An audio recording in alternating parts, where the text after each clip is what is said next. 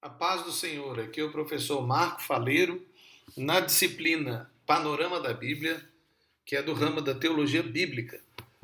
Você está na Logos Ensino Superior de Teologia, e esta é a sexta parte da aula dupla 4, que são as aulas 7 e 8, e a terceira parte da aula 8, ou seja, estamos terminando a aula dupla e a aula 8. Nós estamos no período conquistador. Temos falado aquela linha de tempo cronológica com os milênios. E nós vemos que os três primeiros momentos foram os maiores a nível de história, de tempo. Nós já falamos do período pré-diluviano, o patriarcal e agora estamos no conquistador. Nós tiramos essa parte da linha de tempo e nós vamos construindo aí a história do período conquistador, começando com os grandes impérios que se levantaram naquela época, né? E também com a história de José até Moisés. Falamos também, claro, da saída ali do Sinai e da conquista de Canaã, né? Com Josué e tudo que envolvia ali a história de Josué.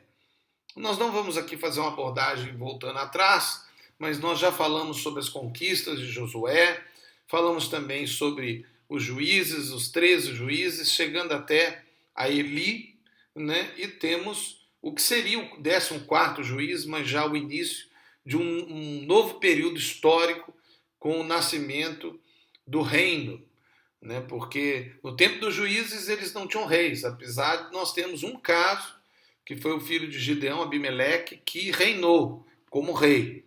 Esse foi um pequeno caso, ele ainda é considerado como juiz na história, um deles, apesar de ter sido um juiz mau, mas nós temos essa realidade. Voltemos então para aquela contextualização nessa parte final do período conquistador e vamos agora focar ali o Império Hitita. Nós tínhamos abaixo o Império Egípcio, acima o Império Assírio, mas ainda havia o Império Hitita. Eles tinham algumas colônias em Canaã que eram reinos, porque eles eram heveus, né? E esse poderoso Império Hitita, ele, por algum motivo, ele não foi um império que tentou dominar Canaã de uma forma completa. Mas é verdade que eles tinham o problema dos assírios e dos egípcios, que os impediam. Mas eles eram um grande e poderoso exército, né? E eles enfrentavam esses exércitos. Mas aí vocês veem até um pouquinho da foto do estilo que eram as roupas dele, muito parecido daquela época. Mas nós temos aí então a realidade dos filisteus, né? Que nós já começamos a falar na parte anterior, mas a gente quer ainda mencioná-los, porque eles foram um grande problema para Israel, pelo menos durante o tempo dos juízes e o início do reino, o Reino Unido.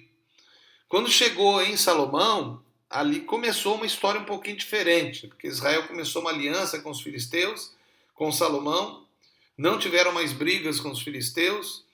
Mais tarde, durante o reinado dos outros reis e os dois reinos que se formaram no tempo do reinado, houve alguns conflitos, mas depois de Davi, especialmente Salomão para frente, não houve assim algo tão importante a se mencionar acerca dos filisteus.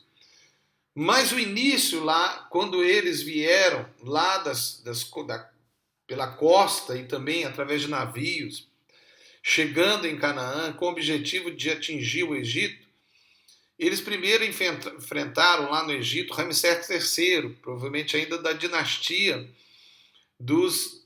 daquele tempo em que os judeus saíram de lá, né, com Moisés. Mas esse Ramsés III enfrenta os filisteus e vence eles, tanto por terra como por mar. E em 1188 a.C., os filisteus sofreram uma grande derrota nas mãos de Ramsés III. E eles ficam alojados nas costas de Canaã. É claro que aí a gente vê que o Egito de novo levantou o seu grande exército, que tinha sido destruído pelo Mar Vermelho, boa parte daquele exército. E agora, então, eles enfrentam os filisteus e vencem, né?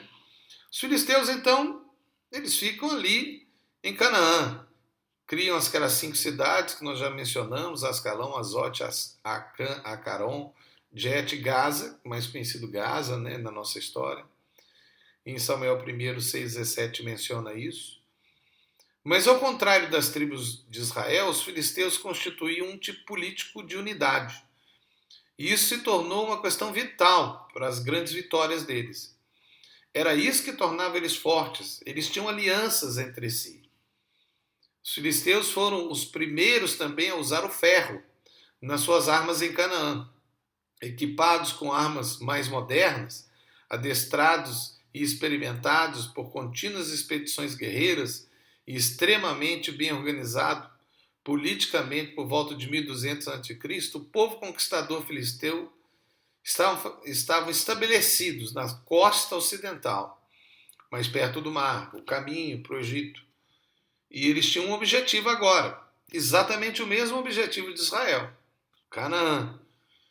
Então nós vemos aí dois povos que se enfrentaram ali no início, Israel e filisteus. E no meio aqueles povos que foram destruídos por Josué e também pelos filisteus. Depois da morte de Sansão, nós temos uma paz em Israel. Lembra, os filisteus foram destruídos, né? Os seus líderes foram destruídos. Eles ficaram na sua terra quietos, se reestruturando e com uma nova liderança. E ali, então, nós temos um tempo de paz, sob o domínio de Eli, né, que usurpa, como nós já falamos, né, o sumo sacerdócio, apesar de ser da descendência de Arão. Mas ele traz uma grande idolatria para Israel, fica juiz 40 anos. E nesse período os filisteus se fortalecem de novo, né? Mas é nesse período que nós temos a história de Ruth, né, que é a bisavó de Davi, né, aquela história bonita de Ruth. E também a história de Eli com seus filhos e o que aconteceu, e Samuel. Vocês estão vendo aí então a divisão dos territórios, né, com a conquista de Canaã. Vocês veem a Fenícia lá em cima, né? E você vê como Ruben, Gade e Manassés ficaram do lado de lá, né, na Transjordânia, onde hoje é a Jordânia, né? E a região de cá, uma boa parte ali com Manassés, né? Mas nós temos as outras lá para cima, Aser, Zebulon, Naftalim, Dan, Issacar, né? Todos ficam ali na parte de cima. E nós temos abaixo Efraim, Dan, Benjamim e aí bem embaixo mesmo Judá e Simeão, né? Que é as terras do Negueb. O avanço dos filisteus por volta de 1050 a.C.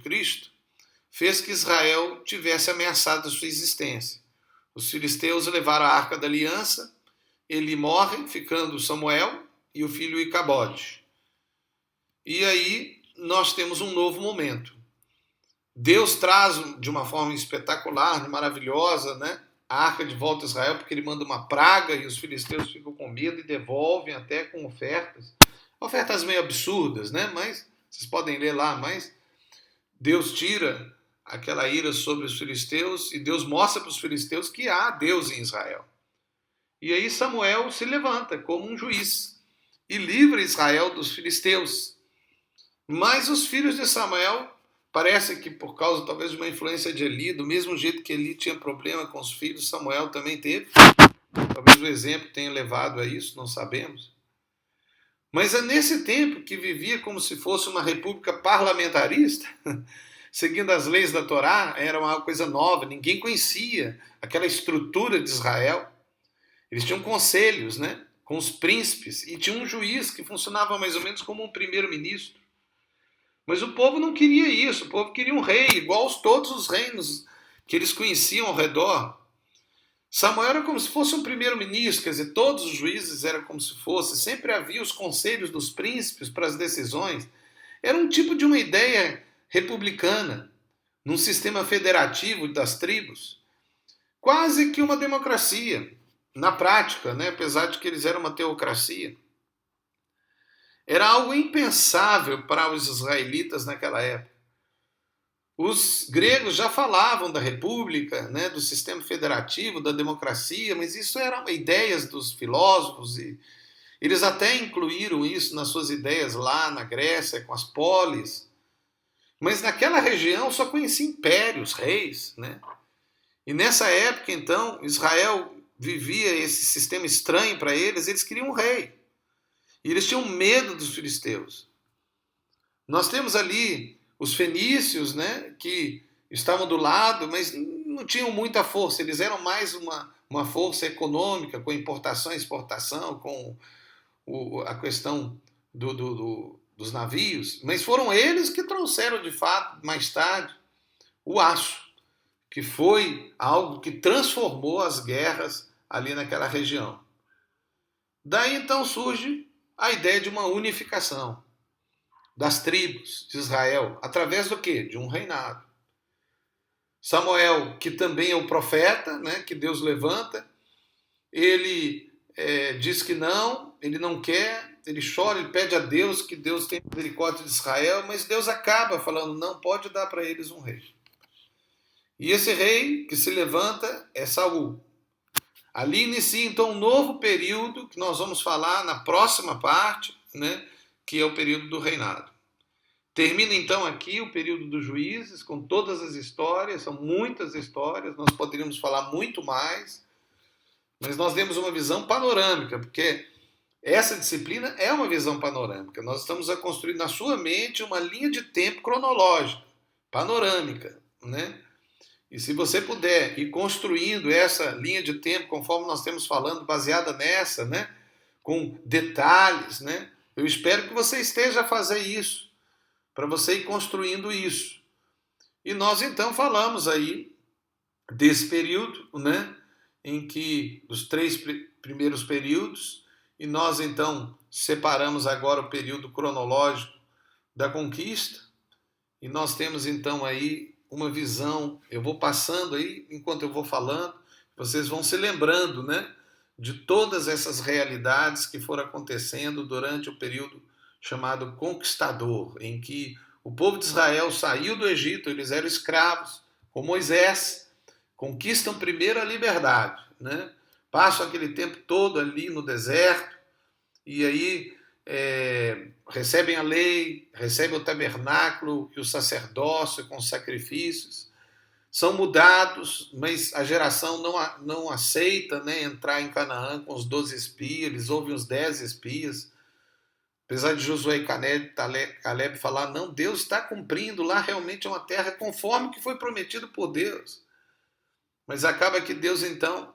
não permite que aquela geração conquiste, e eles morrem no deserto, mas os filhos deles, sob a liderança de Josué e de Caleb, né, eles então seguem em direção a Canaã, e lá em Canaã eles atravessam o Jordão, Moisés morre na Transjordânia, apesar de eles terem conquistado alguma coisa daquela região, que fica para as 3 tribos que ficam do lado de lá, mas sobre uma aliança e um acordo, eles também, as 3 tribos também seguem em direção a Canaã, e tem aquelas grandes conquistas com as 31 vitórias de Josué, né, as histórias maravilhosas que nós vimos ali, né, que Josué e o seu exército, né, conquistam toda essa região. E aí nós temos histórias dos juízes, a história de Ruth, né, são muitas histórias que são especiais para a nossa vida. Mas com isso, nós terminamos então o período conquistador e vamos entrar no reinado de Israel. Aqui o professor Marco Faleiro, na disciplina Panorama da Bíblia, nós estamos na Logos Ensino Superior de Teologia. Deus abençoe você, aluno da Logos, seja do modelo intensivo, seja do modelo modular, né, que você possa se dedicar ao estudo, a fazer os seus trabalhos, entregar na época certa, na data certa, conforme o plano avaliativo, né, e que você possa estar a crescer nessa disciplina. Amém? Deus abençoe, em nome de Jesus, e sejam felizes, mas façam alguém feliz.